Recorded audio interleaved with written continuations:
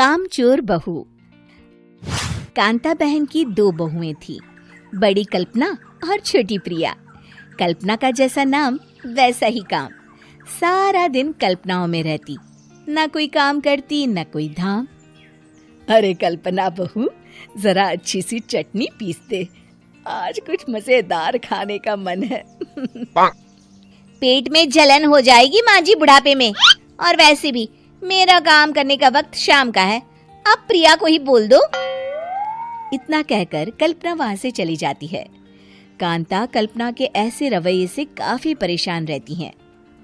मैं बना देती हूँ माँ चटनी, ऐसा बोलकर प्रिया माँ को चटनी बनाकर प्लेट में खाने को देती है कि तभी वहाँ कल्पना आ जाती है।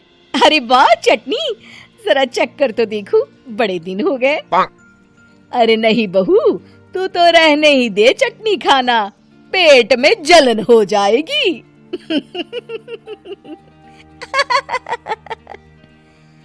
इतना कहकर कांता और प्रिया दोनों हंसने लगते हैं। कल्पना सारा दिन या तो मोबाइल में यूट्यूब देखती या फिर सोती रहती। उसका कमरा भी बिखरा और गंदा रहता। एक दिन कल्पना का पति अशोक उससे कहता है, अरे कल्पना, जानवर भी उस जगह को साफ कर लेता है जहाँ वो बैठता है, तुम तो इंसान हो, कैसे इतने गंदे कमरे में रह लेती हो? देखो सारा सामान यहाँ वहाँ बिखरा पड़ा है। ज्यादा अपनी माँ का बोल ना बोलो। हाँ, कमरा तुम्हारा भी तो है, गंदा लग रहा है तो साफ कर लो। पता नहीं तुम्हारे साथ मैं कैसे जिंदगी बिताऊंगा। इतना कहकर अशोक वहां से चला जाता है। कल्पना बस खाना खाने कमरे से बाहर आती और फिर से कमरे में चली जाती। इससे कांता बहन काफी परेशान रहती। एक दिन प्रिया कांता से कहती है, माँ, मैं सारा दिन काम करके थक जाती हूँ, आप कल्पना दीदी से कहिए ना कि सुबह और शाम का काम बांट ले। मैं तो अब सिर्फ एक वक्त का ही काम करूँगी। हाँ। अरे तू वो भी ना करना, एक बहू तो कामचोर थी ही, दूसरी भी आ गई काम ना करने के बहाने लेकर। तभी वहाँ प्रिया का पति रमेश आ जाता है। माँ, मैं देख रहा हूँ भाभी कोई काम नहीं करती, प्रिया सारा दिन घर और रसोई का काम करती है, अब कुछ करो ना माँ।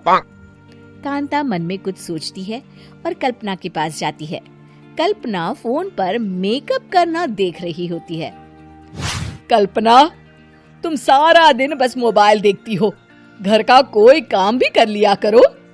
प्रिया सारा दिन काम करके थक जाती है।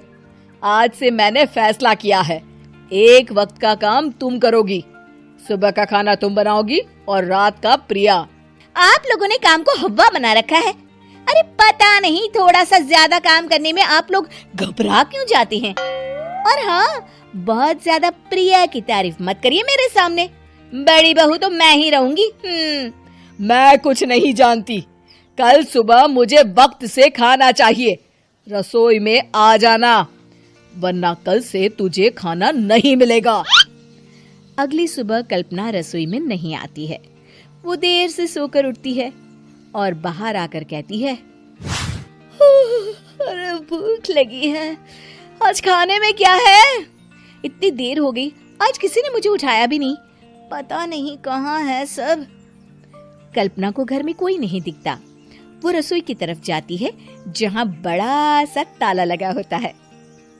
अरे रसोई में ताला? ओ, मैं तो भूल ही गई थी।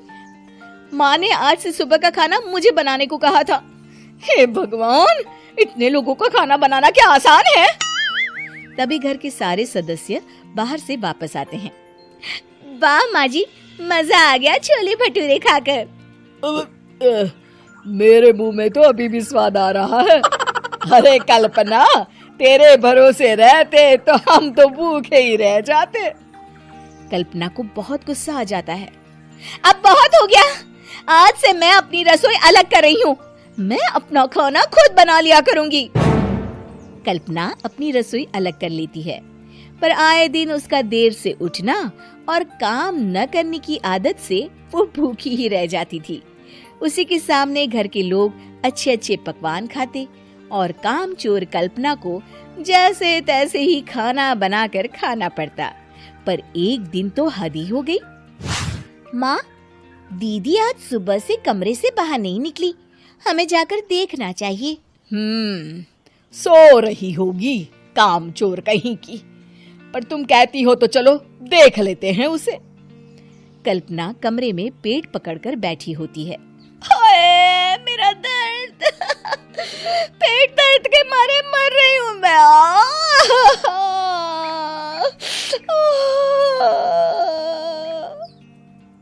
अरे दीदी, क्या हुआ? पेट में दर्द क्यों हो रहा है? डॉक्टर को दिखाया आपने? माँ। कल्पना खड़ी होती है और माँ जी के पास आती है।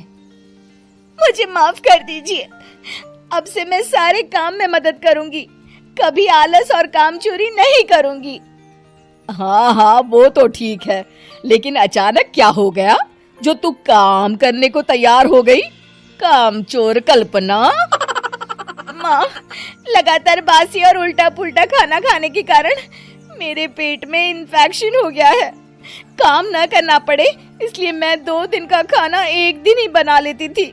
बासी और खराब खाना खाने के कारण लेने के देने पड़ गए।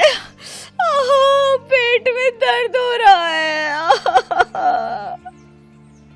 चलो अच्छा हुआ, देर आए दुरुस्त आए।